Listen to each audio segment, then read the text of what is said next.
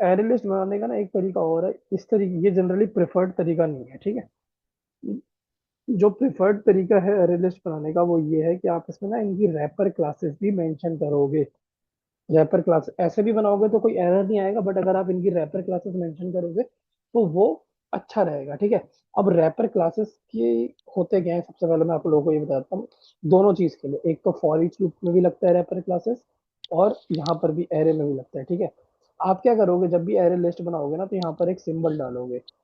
For example इस तरीके का सिंबल डालोगे, ठीक है, यहाँ पर भी और यहाँ पर भी।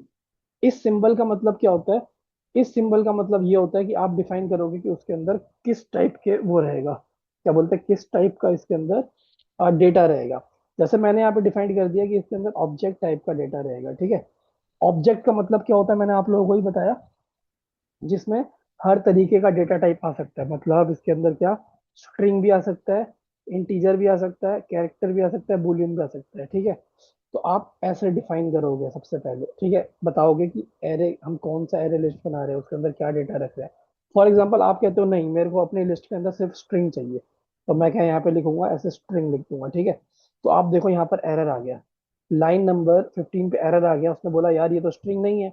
आपकी आपने जो एरे लिस्ट बनाई है उसमें तो आपने बोला है कि इसके अंदर स्ट्रिंग होनी चाहिए बस, ठीक है। तो यहाँ पर एरर आ गया, यहाँ पर आ गया, यहाँ पर आ गया। जहां जहां स्ट्रिंग है वहां पर एरर नहीं आया। ये पॉइंट क्लियर हुआ आपको। ये क्या होता है, रैपर क्लासेस क्या होती है, हाँ जी। ठीक है। तो जैसे हमने स्ट्रिंग बनाया वैसे हमारे पास इंटीजर के लिए भी उसकी रैपर क्लास होती है, उसको क्या बोलते हैं, उसको बोलते हैं इंटीजर। इंटीजर, ठीक है। अब क्या बोल रहा है ये, अब ये बोल रहा है इसके अंदर सिर्फ इंट टाइप की वैल्यूज आएगी। देखो स्ट्रिंग में भी इशू आ गया, कैरेक्टर में भी इशू आ गया, एरर आ गया, स्ट्रिंग में, कैरेक्टर में और बूलियन में भी एरर आ गया। बट आप देखोगे यहाँ पर क्या, इसमें एरर नहीं आ रहा, इंटीजर में एरर नहीं आ रहा, ठीक है। तो ये इंटीजर है। वैसे ही हमारे पास एक कैरेक्टर भी होता है, रैपर क्लास, इसको रैपर क्लासेस बोलते हैं, ठीक है। कैरेक्टर भी होता है, कैरेक्टर भी होता है, ठीक है। अब देखो क्या हुआ, कैरेक्टर वाली वैल्यू अलाउड हो गई, और स्ट्रिंग वाली वैल्यूज में इशू आ गया, इंटीजर वाली वैल्यूज में इशू आ गया, और लास्ट में बूलियन वाली वैल्यूज में इशू आ गया, ठीक है। और अगर आपको हर एक टाइप का चाहिए, स्ट्रिंग भी चाहिए, इंटीजर भी चाहिए, बूलियन भी चाहिए, सब कुछ, तो आप सिंपल ऑब्जेक्ट लिख दो। Got it. हाँ जी। ठीक है, तो ये पॉइंट क्लियर हुआ। सिमिलरली फॉर ईच लूप के अंदर भी ऐसा ही होता है। अगर आपकी लिस्ट है, अभी तो मैंने इस लिस्ट के अंदर सारी वैल्यूज थी तो मैंने लिख दिया, मान के चलो मैं कोई ऐसी लिस्ट बनाता जो इसमें इंटीजर होते सिर्फ, तो मैं यहाँ पर या तो मैं ऑब्जेक्ट लिखता तब भी चलता, या तो फिर मेरे को यहाँ पर इंटीजर लिखना पड़ता है ऐसे, ठीक है। और स्ट्रिंग के लिए स्ट्रिंग लिखना पड़ता, डबल के लिए डबल लिखना पड़ता, ठीक है। नहीं तो ऑब्जेक्ट तो आपके पास है ही, ये लिख दो, सबके लिए चल जाएगा, ठीक है।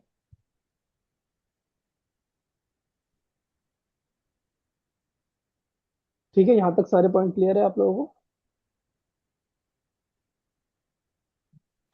हाँ जी, क्लियर है। हाँ जी, ठीक क्लियर है, है। तो हमने कलेक्शन फ्रेमवर्क का फर्स्ट पार्ट सीख लिया, विच इज एरे लिस्ट, ठीक है। अब हम, जैसे हमने यहाँ पे देखा था ना, डायग्राम देखा था ना, तो हमने फर्स्ट पार्ट सीख लिया, एरे लिस्ट सीख लिया, ठीक है। अब हम अपने सेकंड पार्ट पे जाएंगे, विच इज क्या, क्यों तो हम करेंगे नहीं, हम क्या करेंगे, हैश सेट करेंगे। सेट, अब हम लिस्ट हमने सीख लिया, तो लिस्ट के बाद अब हम सेट पे जाएंगे। सेट के अंदर हम क्या पढ़ेंगे, सेट के अंदर हम हैश सेट पढ़ेंगे, ठीक है। लिस्ट में कोई डाउट आप लोगों को। वहां जहाँ क्लियर आपने है। फॉर ईच लूप चलाया था उसमें आपने लिस्ट लिखा था, उसकी जगह हम एरे भी लिख सकते हैं कोई, है ना? नहीं नहीं नहीं, कहाँ पे, यहाँ पर जो अपने फॉर ईच लूप ये चलाया था। हाँ, जैसे यहाँ पे हम लिस्ट है, नहीं, इसको हम एज अ वेर यूज कर रहे हैं, तो यहाँ पे हम कोई एरे भी डाल सकते हैं, वो भी ऐसे रन करेगा जैसे यहाँ पे ये रन कर रहा है। अगर आपको एरे के ऊपर लगाना है तो एरे के ऊपर भी लगा सकते हो। फॉर एग्जाम्पल हम अपने एरे की लेक्चर पे चलते हैं, ठीक है, जो हमने एरे पढ़ा था, हमने यहाँ पे एरे पढ़ा था ना। तो जब हमने यहाँ पे एरे पढ़ा था, तो हम एरे कैसे पढ़ रहे थे, हमने एरे को आइटरेट कैसे किया था, इस तरीके से किया था, राइट। हाँ जी, हाँ जी। इस तरीके से हमने अपने एरे को आइटरेट किया था। अब हम क्या कर सकते हैं, फॉर एग्जाम्पल ये हमारा एरे था, एरे क्या था, हमारे एरे का नाम ARR था, ठीक है। अब मेरे को इसके ऊपर फॉर लूप नहीं लगाना मेरे को, उसके ऊपर फॉर ईच लूप लगाना है। तो मैं कैसे लगाऊंगा? सबसे पहले मैं फॉर लिखूंगा, ठीक है, यहाँ पे सेमीकोलन डालूंगा, ठीक है। राइट हैंड साइड में क्या लिखूंगा? जिसके ऊपर हमें लगाना है, किसके ऊपर लगाना है? इसके ऊपर लगाना है, इसके ऊपर लगाना है, सही बोल रहा हूँ मैं। और लेफ्ट हैंड साइड में क्या हाँ जी, लिखूंगा? हाँ जो भी जी। उसकी वैल्यूज है, तो इसके अंदर क्या वैल्यूज है? सारी इंटीजर है, तो मैं इंटीजर यूज कर सकता इंटीजर है। हूँ। हाँ जी। इंटीजर, इंटीजर, वेरिएबल का नाम ले देता हूँ कुछ भी। फॉर एग्जांपल मैंने ए दे दिया। अब क्या होगा? जितनी भी वैल्यूज है एरे के अंदर, वो सारी एक एक करके ए के अंदर स्टोर हो जाएगी। अब मैं क्या करूंगा? सिंपल सिस आउट ए कर दूंगा, सिस आउट ए कर दूंगा। अब मेरी सारी वैल्यूज प्रिंट हो जाएगी, मेरे को यहाँ पे इंडेक्सिंग की जरूरत नहीं है। फॉर लूप के अंदर मेरे को इंडेक्स चाहिए, जीरो चाहिए, लेंथ से छोटा होना चाहिए, साइज चाहिए, राइट। मेरे को साइज पता होना चाहिए एरे का, मेरे को साइज एरे का इंडेक्स पता होना चाहिए। इंडेक्स के हिसाब से फिर मैं वैल्यू निकालता था। फॉर ईच लूप में मेरे को कुछ नहीं पता होना चाहिए, सिंपल एक बीच में क्या डालूंगा? रेशियो वाला सिंबल डालूंगा। राइट हैंड साइड पे वो लिखूंगा जिसके ऊपर लूप लगाना है। लेफ्ट हैंड साइड में एक वेरिएबल बना दूंगा उस लूप का, जैसे कि जिसके जिसका भी जो भी टाइप है, जिसका इसका टाइप क्या है? सिंपल इंटीजर है, तो सिंपल इंटीजर ए लिख दिया। अगर स्ट्रिंग होता है यहाँ पर, तो यहाँ पे स्ट्रिंग ए लिख देता और ए लिख देता अंदर, सिंपल, ठीक है। ठीक है लोकेश, हाँ जी, हाँ जी सर, ठीक। ठीक है। तो इस तरीके से हम करते हैं हमारा, ठीक है। अब हम अगला चीज क्या पढ़ने वाले हैं? अब हम पढ़ने वाले हैं आपका हैश सेट, ठीक है। बहुत ही सिंपल है वैसे तो, बहुत ही कम यूज है इसका, बट फिर भी ये टॉपिक है हमारा, इसका भी यूज है। इसका मैं नाम देता हूँ collection,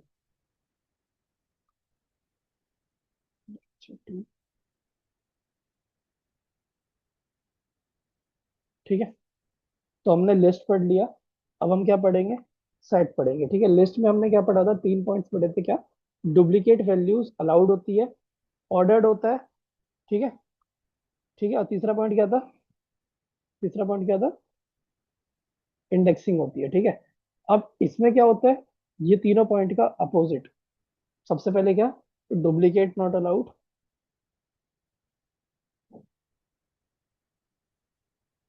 duplicate not allowed, duplicate automatically remove हो जाते हैं। दूसरा क्या? दूसरा क्या? अनऑर्डर्ड होता है, कोई ऑर्डर्ड नहीं होता। जैसे वहां पर था ना, ऑर्डर्ड था कि इंडेक्स 1 पे ये आ रहा है, 2 पे ये आ रहा है, राइट। यहाँ पे कुछ भी कहीं भी आ सकता है, अनऑर्डर्ड, ठीक है। और तीसरा पॉइंट वहां पर क्या था? इंडेक्सिंग। तो इंडेक्सिंग तो हो ही नहीं सकती जब ऑर्डर्ड ही नहीं है, तो कोई भी ऑर्डर नहीं है, कोई भी कहीं पे आ सकता है, ठीक है। इसमें एक पॉइंट ऐड कर सकते हैं, फास्टेस्ट। दिस इज फास्टेस्ट, क्योंकि ये क्या करता है? डुप्लीकेट को ऑटोमेटिकली रिमूव कर देता है, ठीक है, ठीक है। ये 3 पॉइंट्स हैं इसके जो आप याद रखोगे, ठीक है। सबसे पहले अब हम देखेंगे हैश सेट बनाते कैसे हैं, ठीक है। सिमिलरली जैसे हम एरे बनाते हैं, ठीक है। कैसे बनाएंगे? अब तो आप लोग मेरे को बताओ कैसे बनाएंगे हैश सेट। यहाँ पर देख के बताओ, क्लास का नाम क्या है? हैश सेट है। वही ऑब्जेक्ट बनाना पड़ेगा इसका भी। एग्जैक्टली ऑब्जेक्ट बनाएंगे। कैसे बनाएंगे? हैश सेट हैश लिख सेट, देंगे। ठीक है। Class name, object name is equals to new hmm, class name,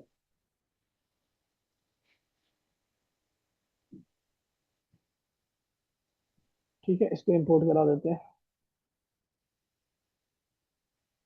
बन गया मेरा हैश सेट, सिंपल, ठीक है। हाँ जी। बट मैंने आप लोगों को ये बताया था, जब भी हम लिस्ट बनाते हैं, सेट बनाते हैं, तो हम ये लिखे तो अच्छा है, ठीक है। नहीं लिखोगे तो कोई एरर नहीं आएगा, बट हम ऐसे लिखे तो ज्यादा अच्छा है, ठीक है।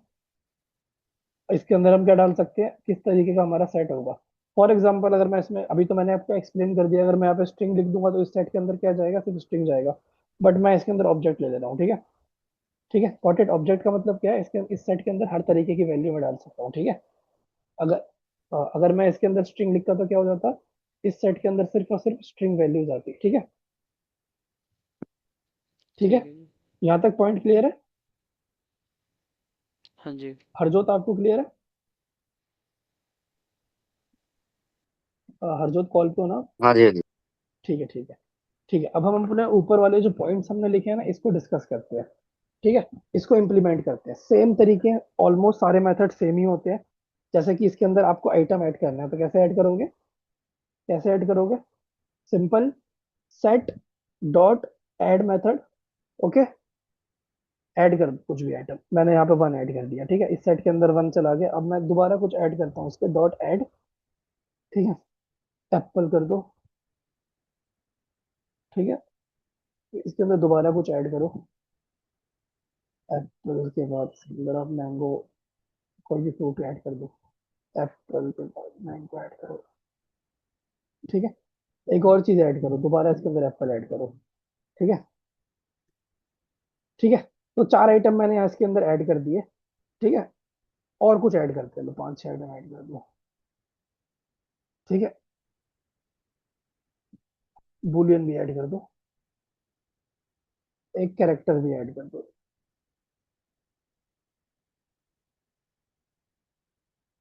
ठीक है। तो इतने सारे मैंने इसके अंदर आइटम ऐड कर दिए, अब सबको प्रिंट करवा के देखते हैं, ठीक है। अब क्या करते हैं, सबको प्रिंट कराते हैं, सेट को प्रिंट करा के देखते हैं इस सेट के अंदर क्या क्या आया, ठीक है।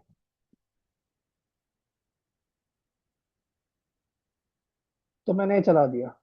अब आप लोग देखो इस सेट के अंदर क्या क्या आया। अच्छा, कैसे आया ये चीज आप लोग जल्दी से देखो। मैंने पहले वन ऐड किया, ठीक है, फिर मैंने एप्पल ऐड किया, तो चलो वन तो पहले आ गया, बट यार वन के बाद सीधा ए आ गया, ए तो मैंने लास्ट में ऐड किया था, राइट? क्या लिस्ट के केस में ऐसा होता है जो सेट के केस में हो रहा है अभी? नहीं नहीं, इसमें सीक्वल वाइज नहीं होता, जाना है। राइट? यहाँ पर क्या है, अनऑर्डर्ड है, अनऑर्डर्ड है मतलब कोई भी सीक्वेंस फॉलो नहीं होता। लिस्ट के केस में क्या था, सीक्वेंस फॉलो होता था। अच्छा, अब तीसरा पहला पॉइंट क्या, डुप्लीकेट नॉट अलाउड। यहाँ पर मैंने एप्पल कितनी बार ऐड किया, एक बार, फिर मैंने मैंगो ऐड किया, फिर एप्पल ऐड किया, बट यहाँ पर आप देखो एप्पल के बाद मैंगो आया, फिर एक और एप्पल नहीं आया, राइट? मतलब एक एप्पल अपने आप ही रिमूव हो गया, इसका मतलब क्या, डुप्लीकेट वैल्यू क्या ऑटोमेटिकली रिमूव हो गई, ठीक है, ठीक है। ये पॉइंट क्लियर हुआ आपको? डुप्लीकेट जो भी वैल्यूज आप सेट के अंदर ऐड करोगे वो क्या होगा, ऑटोमेटिकली रिमूव हो जाएगा, ठीक है। और दूसरा पॉइंट क्या, अनऑर्डर्ड, ठीक है। ये दो पॉइंट क्लियर हुए आपको सेट के अंदर? हाँ जी। नीति विजय, आपको क्लियर हुआ ये दो पॉइंट? हाँ जी। ठीक है, सेम। उसके बाद बाकी हम बहुत सारी, ठीक है, तो उसके बाद हम क्या कर सकते हैं। अच्छा, इसमें अगर कोई वैल्यू रिमूव करनी हो तो हम कैसे रिमूव करेंगे?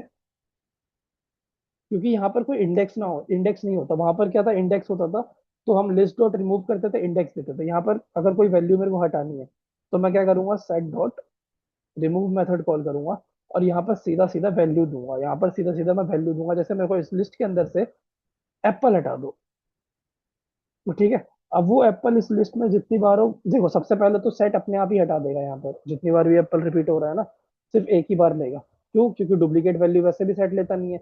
अब उस एक बार वाले एप्पल को भी हटाना है, तो मैंने क्या कर दिया, सेट डॉट रिमूव कर दिया, ठीक है, और वहां पर मैंने वैल्यू दे दी जो वैल्यू मेरे को रिमूव करनी है, ठीक है, ठीक है। तो रन एज करोगे जावा एप्लीकेशन तो आप देखोगे नीचे रिमूव होने के बाद प्रिंट हो गया, देखो ऊपर ये लिस्ट थी हमारी, इस लिस्ट में से मैंने क्या रिमूव कर दिया, एप्पल, तो रिमूव हो गया एप्पल, ठीक है। और ये चीज यहाँ पर भी आप लोग कर सकते हो, लिस्ट में भी कर सकते हो। जब हमने लिस्ट पढ़ा था तो हमने क्या देखा था, लिस्ट में लिस्ट डॉट रिमूव किया था, और मैंने यहाँ पे इंडेक्स दिया था, इंडेक्स क्या, 0 1 2 3, तो थर्ड आइटम रिमूव करता था। या तो आप लिस्ट डॉट रिमूव दो, या तो यहाँ पर भी आप दे सकते हो लिस्ट डॉट रिमूव और जॉन लिख के दे सकते हो, तो उस लिस्ट में से वो जॉन हटा देगा, ठीक है।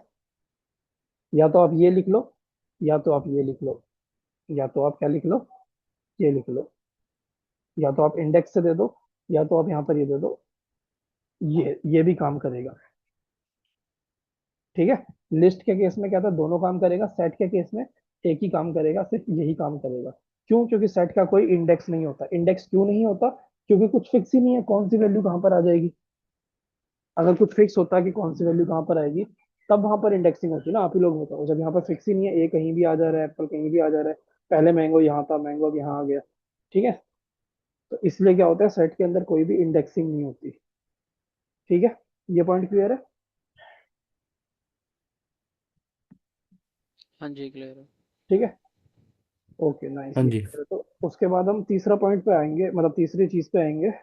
वो तीसरी चीज क्या थी, सेट का भी हमें साइज निकालना आना चाहिए। तो सिंपल, जैसे लिस्ट का साइज निकाला था वैसे सेट का साइज निकालो। कैसा? सेट डॉट साइज, ठीक है। ये मेथड हमें सेट का साइज रिटर्न करेगा, ठीक है।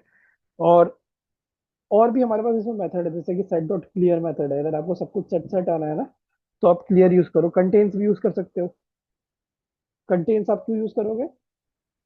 सेट के अंदर कोई भी वैल्यू आपको फाइंड वैलिडेशन के करनी है, लिए। एग्जैक्टली सेट के अंदर आपको फाइंड करना है कि सेट के अंदर एप्पल प्रेजेंट है, कोई भी वैल्यू आपको सर्च करनी है, तो आप क्या करोगे, सेट डॉट कंटेन्स, ठीक है। सेट डॉट कंटेन्स करोगे, ठीक है। ठीक है,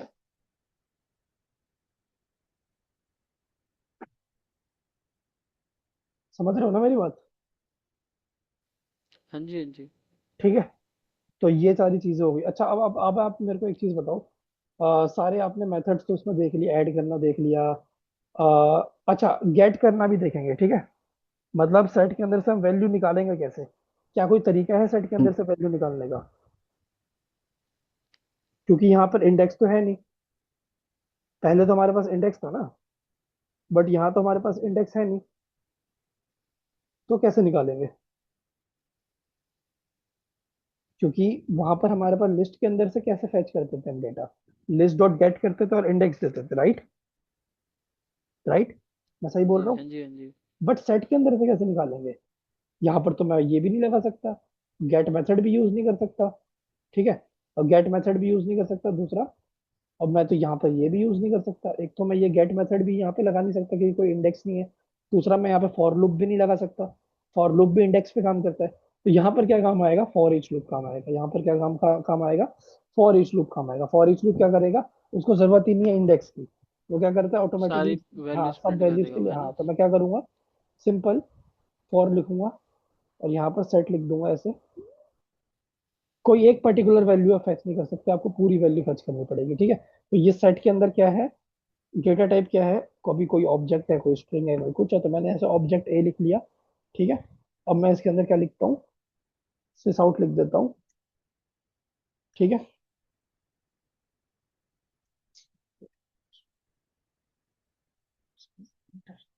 ठीक है, अब ये क्या करेगा, सारी वैल्यूज को प्रिंट कर देगा एक एक करके। अच्छा, अब दूसरा क्वेश्चन ये होता है कि ये तो हमने देख लिया यार, फॉर ईच लूप का यूज करके हमने सारा सेट के अंदर से डेटा निकाल लिया, ठीक है।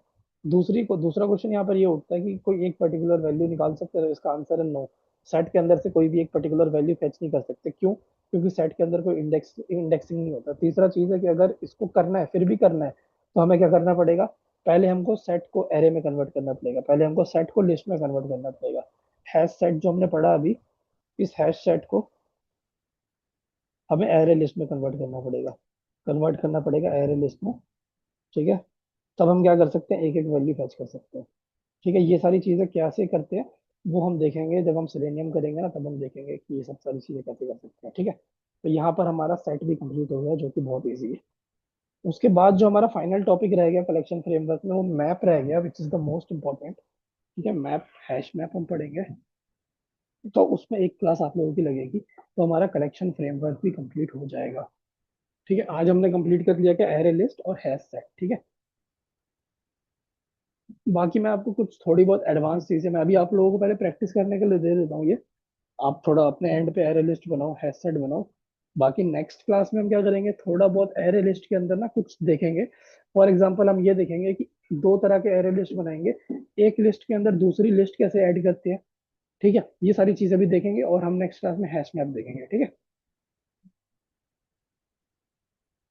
तब तक के लिए आप लोगों के पास हैश सेट हो गया और एरे लिस्ट हो गया, आप लोग इनकी प्रैक्टिस करो, ठीक है। आप लोग कोशिश करो कि आप एक सेट बनाओ, सेट के अंदर वैल्यूज डालो, फिर वैल्यूज डाल के फाइंड करो कि वो पर्टिकुलर वैल्यू प्रेजेंट है या नहीं, नॉट यूजिंग कंटेन्स मेथड। आपके पास कंटेन्स मेथड है, बट आप कंटेन्स मेथड यूज मत करो, ये यहाँ पर फाइंड करो, इस जगह पर कोड लिखो, कि कोड लिख के फाइंड करो कि पर्टिकुलर वैल्यू है या नहीं है, ठीक है।